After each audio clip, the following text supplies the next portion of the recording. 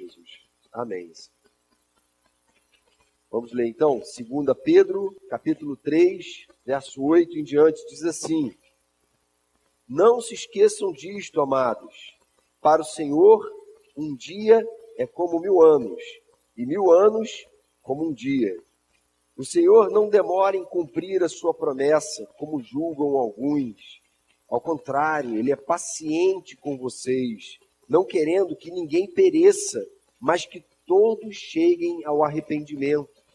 O dia do Senhor, porém, virá como ladrão. Os céus desaparecerão com grande estrondo, os elementos serão desfeitos pelo calor, e a terra e tudo que nela há será desnudada. Visto que tudo será assim desfeito, que tipo de pessoas é necessário que vocês sejam? Vivam de maneira santa e piedosa, esperando o dia de Deus e apressando a sua vinda. Naquele dia os céus serão desfeitos pelo fogo e os elementos se derreterão pelo calor.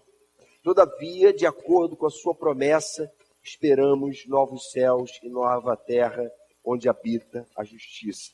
Portanto, amados, enquanto esperam estas coisas, empenhem-se para serem encontrados por Ele em paz, imaculados e inculpáveis.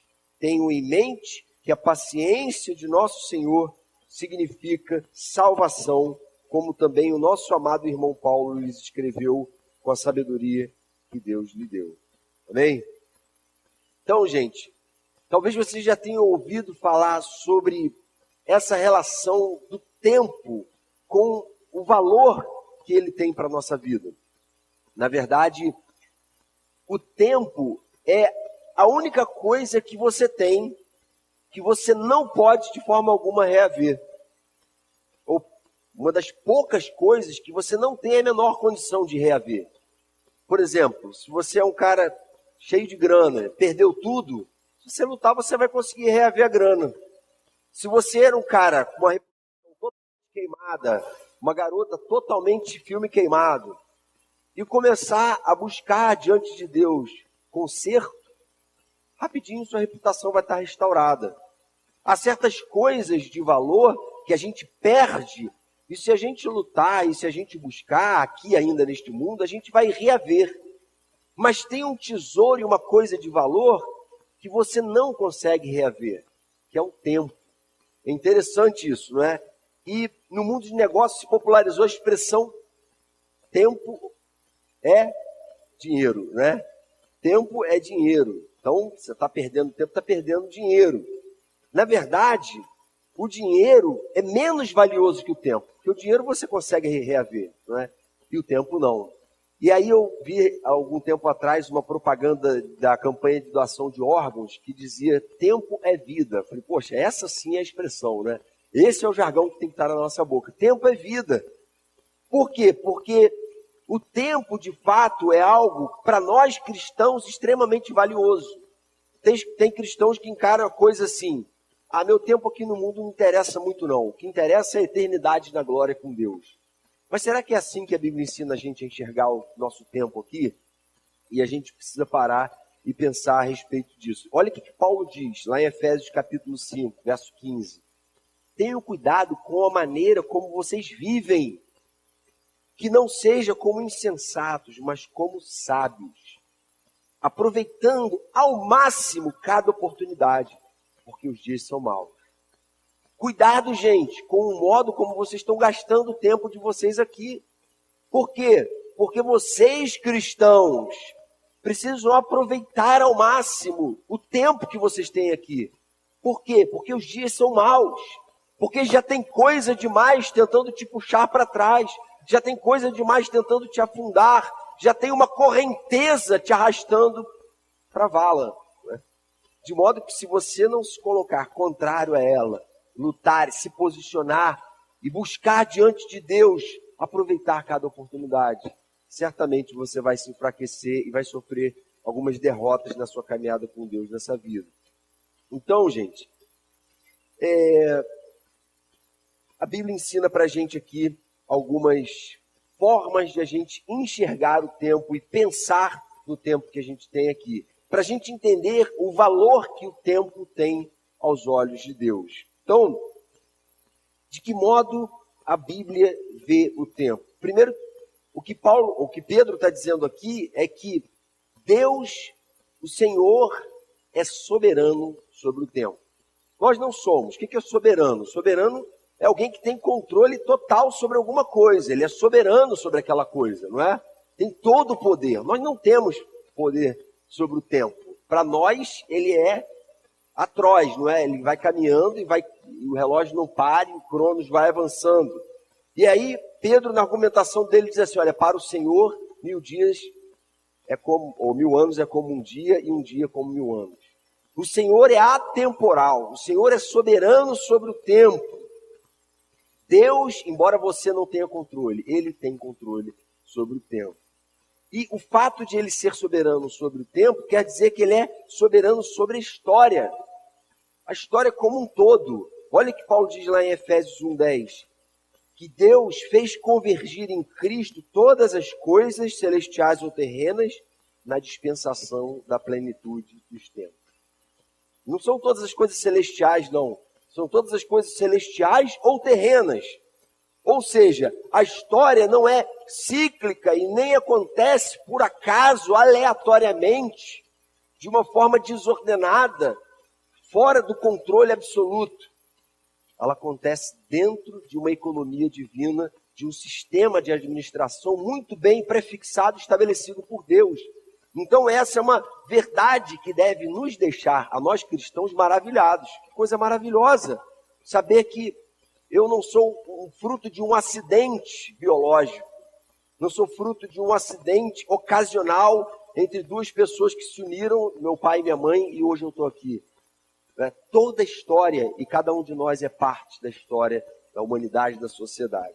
A segunda verdade a respeito dessa soberania é que, se por um lado ele é soberano sobre o tempo no sentido mais amplo, ele é soberano também sobre o teu tempo individualmente, sobre a sua vida particularmente, sobre o que você tem feito ou deixado de fazer. Ele está, segundo a palavra, preocupado em abençoar e em conduzir a sua e a minha vida pessoalmente. Olha o que Paulo diz lá em Romanos 8:28. Sabemos que todas as coisas cooperam para o bem daqueles que amam a Deus.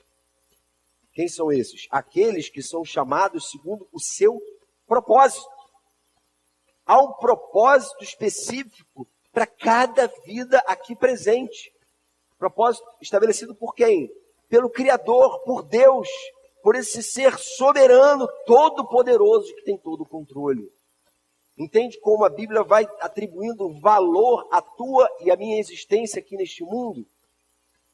Porque os que conheceu de antemão, também os predestinou para serem conformes à imagem do seu Filho. Pô, gente, como é que eu posso saber qual é o propósito de Deus para o meu tempo aqui? Ele já traduz aqui logo, imediatamente. Ou seja, a predestinação não é para a gente se gabar de uma superioridade espiritual, mas é para a gente ser conforme a imagem do Filho dele. De modo que a nossa vida, a nossa existência humana, ela só ganha sentido pleno, ela só, vamos dizer assim, retorna ao projeto original de Deus para o homem, perfeito, quando a gente se conforma à imagem e semelhança de Cristo. Quanto mais eu e você nos assemelhamos a Cristo, reproduzimos Cristo, deixamos Cristo viver em nós, mais a nossa vida vai se casando com o propósito de Deus para o nosso tempo aqui neste mundo. E isso dá ao nosso tempo aqui uma magnitude, uma grandiosidade, uma nobreza que de modo algum, coisa alguma neste mundo pode dar. Topo da carreira, sei lá, né? Relacionamento top com a pessoa top, não vai te dar esse sentido. Nada disso pode atribuir à sua existência tanto valor quanto você se conformar à imagem do seu Filho, porque é para isso que você foi criado e é para isso que você foi predestinado, segundo Paulo. Amém? Então, não acreditamos que nossa história está ao acaso acontecendo. Acreditamos que o Senhor nos chamou. A gente não está aqui essa noite por acaso. A gente está aqui porque o Senhor tem nos chamado, tem nos atraído, tem gerado em nosso coração fé, arrependimento, sede dEle. Amém? E isso, gente, é o que conduz o sentido do nosso tempo aqui. Segunda verdade que o texto ensina sobre o tempo é que o Senhor, além de ser soberano sobre o tempo, Ele tem seu tempo para cumprir a sua vontade em nossas vidas. Ele fala no verso 9 assim: o Senhor não demora em cumprir a sua promessa, como julgam alguns.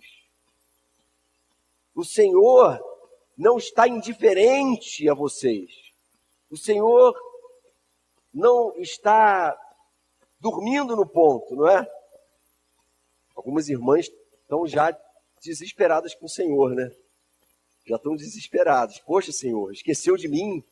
Todas as minhas amigas já começaram a namorar. Até as do Go Up já começaram a namorar. E eu aqui já estou no Gol já 19 mais, 30 mais e nada. Aquela ideia de que se as coisas não estão se saindo da minha forma, do meu jeito, no meu tempo, então Deus não está tanto comigo. É uma ideia errada, porque, na verdade, os gregos trabalhavam com duas noções de tempo, que a Bíblia também trabalha no original. Uma é o cronos, não é? O tempo cronológico, que está aí, o relógio não para de rodar ali, vai passando. E a outra é o kairos. Cronos a gente já sabe, não precisa definir, não é? Mas o kairos, que as pessoas dizem, kairos de Deus, é o tempo de Ele cumprir na nossa história o propósito dEle, que às vezes não é o tempo que a nossa ansiedade impõe. A gente tem dificuldade, por ser muito ansioso, por tentar controlar muito a nossa vida, a nossa existência, de confiar em Deus, de esperar nele, de confiar. E aí o que Paulo diz aqui, olha, fica tranquilo, porque Deus parece demorado, mas ele não é demorado, ele tem o seu propósito. A aparente demora de Deus pode ser fruto, segundo o texto aqui, da sua paciência salvadora, vamos dizer assim. Olha o que ele diz aí no verso 9. Ao contrário, ele é paciente para com vocês, não querendo que ninguém pereça, mas que todos cheguem ao arrependimento. O fato, irmãos, era que naquele momento a igreja primitiva tinha aquela expectativa de que Jesus voltasse logo. Então, dizem que alguns, por exemplo, pararam de trabalhar. Por que eu vou trabalhar? Jesus não falou que ia ser arrebatado, mas logo ele ia voltar, para a gente esperar a segunda vinda dele? Vamos esperar então. Né? E alguns começaram a ficar aflitos, porque os dias iam passando e Jesus não voltava. E o Pedro aqui no caso, chega para lá e fala assim, gente, se o Senhor não está voltando e está demorando e levaria ainda mais 2000 anos, é porque ele tem um tempo para cumprir o seu propósito, com o objetivo de que a humanidade seja salva. É isso que ele está dizendo. Não querendo que ninguém pereça, mas que todos cheguem ao arrependimento. Ou seja, há uma economia divina, há um tempo dele, há aqueles que ele chamou, e ele, dentro desse governo, é quem estabelece as regras. Verso 15, tenham em mente que a paciência de nosso Senhor significa salvação. Caramba, hein? Essa é uma citação maneira, hein? Só que é a Bíblia, não posso dizer que é minha, né? Está lá no verso 15. Tenham em mente que a paciência do nosso Senhor significa salvação. Fala com quem está aí do seu lado. A paciência do Senhor significa salvação. É misericórdia de Deus, entende? A paciência do Senhor significa salvação, significa misericórdia na sua vida. Você não sabe de quantas coisas Deus pode estar te livrando a partir do momento que você descansa nele, confia nele e se submete ao tempo dele. Então, irmãos, e também terceiro lugar aqui, ele ensina pra gente a respeito do tempo, que a volta do Senhor é desespero para uns e esperança para nós. No verso 10 ele diz assim: o dia do Senhor, porém, virá como um ladrão. Os céus desaparecerão como um grande estrondo. Os elementos serão desfeitos pelo calor e a terra, e tudo que nela há será desnudada. Ou seja, há um dia que o Senhor reservou para a história ter um ponto final. Esse dia vai chegar. Tudo está convergindo rumo ao propósito pré-estabelecido por Deus na história. Esse dia final vai acontecer. E é interessante que alguns irmãos nossos na história entraram numa de decifrar qual seria o tempo. Entraram numa de tentar prever qual seria o dia do final dos tempos. Tem filmes falando sobre isso, não é? E aí Jesus diz assim para os discípulos dele, antes dele se ascender aos céus: não compete a vocês conhecer tempos ou épocas que o Pai reservou pela sua exclusiva autoridade. Ele diz em Mateus 24:36, a respeito daquele dia e hora, ninguém sabe, nem os anjos dos céus, nem o Filho, senão o Pai. O ponto final da história é algo que, biblicamente, segundo Jesus, repetidas vezes aqui, está reservado ao Pai. Só o Pai sabe. O Pai é esse administrador, a pessoa da Trindade que administra plenamente o tempo. E a gente, então, precisa entender que esse ponto final vai ser um divisor de águas para a humanidade. Vai ser um dia em que alguns vão ser colocados à esquerda e o Senhor vai virar para eles e vai dizer: olha, apartem-se de mim, eu jamais conheci vocês. E outros ele vai colocar à direita e vai dizer: entrem no gozo do seu Senhor, venham benditos do meu Pai, vocês que foram testemunhas vivas do Evangelho, vocês que não se curvaram diante dos ídolos do tempo de vocês, vocês que souberam remir o tempo e valorizar a existência humana de vocês no mundo. Entrem no gozo do Pai de vocês. Vivam eternamente comigo em glória. Essa expectativa escatológica parece que se perdeu no coração de muitos crentes hoje. Algum tempo atrás era uma coisa muito marcante, uma característica muito marcante da igreja evangélica de um modo geral, era esse temor diante da possível iminente volta de Jesus. O que então cabe a nós, gente? Dentro desse contexto em que houve essa perda, em que não há mais esse temor de que Jesus pode voltar a qualquer momento. Em primeiro lugar, aplicações aqui: ser gente que vive de maneira santa e piedosa. Ele fala isso aí, né, nos versos 11 e 14. Que tipo de pessoas é necessário que vocês sejam? Resposta: vivam de maneira santa e piedosa. A gente de vez em quando descreve essa palavra piedosa.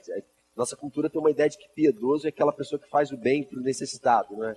Mas a palavra originalmente, piedoso, vem de pio, que é puro. O piedoso é alguém que busca pureza, entende? Então, vivam de maneira santa e pura. Vivam essa busca com toda a intensidade do coração de vocês. Porque isso já é experimentar na vida de vocês avivamento, vida de Deus, novidade de vida. Isso é experimentar a bênção e a plenitude de Deus para a nossa existência nesse tempo que Ele nos deu aqui. Verso 14, amados, enquanto esperam estas coisas, empenhem-se para serem encontrados por Ele em paz, imaculados e inculpáveis. Entende? Essa é uma aplicação importante que ele faz aqui na conclusão dessa sessão. Essa é a grande forma como a gente precisa encarar o nosso tempo aqui. Interessante que esse tema, gente, que a gente está abordando aqui hoje, era um tema recorrente na pregação de Jesus. Lembra o que ele diz quando ele está falando sobre o final dos tempos lá em Mateus 24? Ele diz assim: gente, nos dias anteriores ao dilúvio, o povo vivia comendo e bebendo, casavam-se e davam-se em casamento, até o dia em que Noé entrou na arca. Aí o bicho pegou. Aí a casa caiu. Interessante que Jesus se preocupou em incutir nos seus discípulos esse temor. Caramba, Jesus pode voltar a qualquer momento, gente. A gente perdeu um pouco essa expectativa escatológica. E a razão de você ter, muitas vezes, cristãos professos que não são coerentes em suas vidas pessoais, quando começam a trabalhar, começam a se corromper no trabalho, começam a namorar, começam a viver uma vida impura no namoro, né? Começam a se relacionar com a galera de fora, começam a vasilinar, né? Começam a ceder a tudo que é pressão. Qual é a razão? A razão é porque você não tem consciência de que Jesus estava falando sério. Ele pode sim voltar a qualquer momento. E ele deixou isso claro e repetiu isso várias vezes. Mais adiante, ele diz assim: entendam isto, se o dono da casa soubesse a que horas o ladrão viria, ficaria de guarda e deixaria que a sua casa fosse arrombada. Assim, vocês também precisam estar preparados, que o Filho do Homem virá numa hora em que vocês menos esperam. Jesus não queria que a gente vivesse aqui apavorado, morrendo de medo, nada disso. Ele simplesmente quer que a gente tema Ele de tal forma que a gente não consiga viver acomodado em pecado, seja ele qual for. Que a gente não consiga banalizar a graça. Vou zoar tudo essa semana que vem eu vou lá e peço perdão. Não tem como. Ele pode voltar daqui a pouco. Se ele não voltar daqui a pouco, eu posso morrer daqui a pouco. Que nos garante essa expectativa, esse temor, essa preocupação de que a igreja vivesse pronta para qualquer momento o seu Senhor voltar. Isso Jesus deixou muito bem pontuado, muito claro. Entende, irmão? Essa expectativa tem que estar no nosso coração. Esse temor, essa consciência. Caramba, não dá para brincar com as coisas de Deus.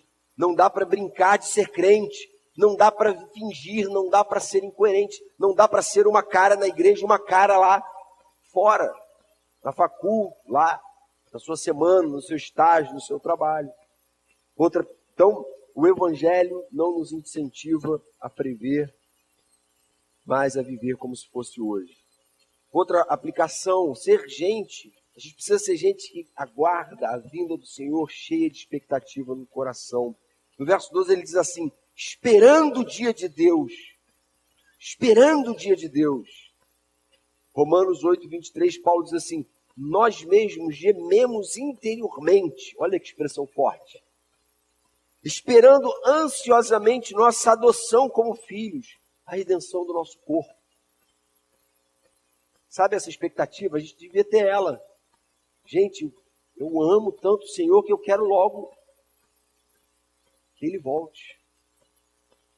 Alguns aqui presentes, eu não vou dizer nomes, mas poderiam dizer assim: não, pastor, Jonas, espera aí, deixa eu só casar rapidinho. Rapidinho, está quase chegando, segura aí. Mas não está no meu controle. Se estivesse no meu controle, eu pediria para ele adiar um pouquinho, pelo menos para alguns de vocês conseguirem resolver e casar logo. Mais um motivo para você casar cedo, tá vendo? Tem gente que, não, o negócio é casar tarde e tal, ó, vai nessa. O Senhor pode voltar a qualquer momento, você vai para a glória sem conhecer a glória aqui nesse mundo. Ai, ai.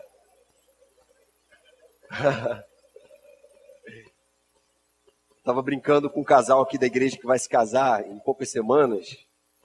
Eu falei com ele: olha, a semana mais atribulada e mais difícil de toda a minha vida foi a semana que antecedeu o meu casamento. E a semana assim mais top de todas, sem comparação com nenhuma, foi a semana depois do meu casamento. É um negócio inexplicável, inexplicável. Vocês, se Deus quiser, vão ter essa experiência também. Então, gente,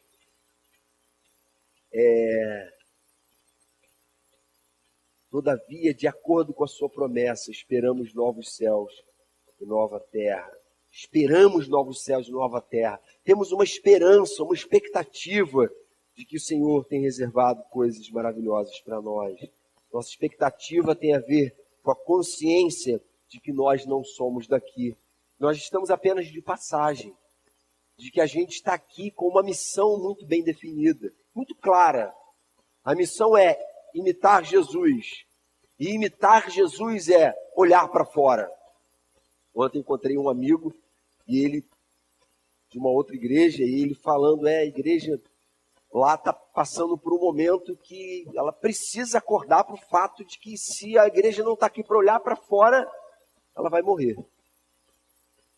E a verdade é essa, gente. Se a sua célula não olhar para fora, se você não olhar para fora, se essa comunidade local aqui não estiver focada em alcançar aqueles que hoje estão indo para essa perdição eterna, se a gente não estiver aqui para convidar pessoas e atrair pessoas para o Evangelho, certamente a gente vai perdendo a esperança e a gente vai morrendo.